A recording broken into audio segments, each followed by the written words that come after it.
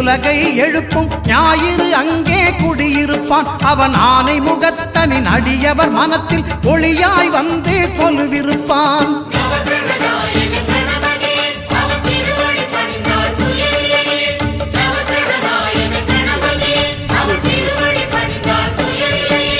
ஒன்பது கோளும் ஒன்றாய் காண அங்கு கற்பகம் என்னும் கடவுளின் மெய்யில்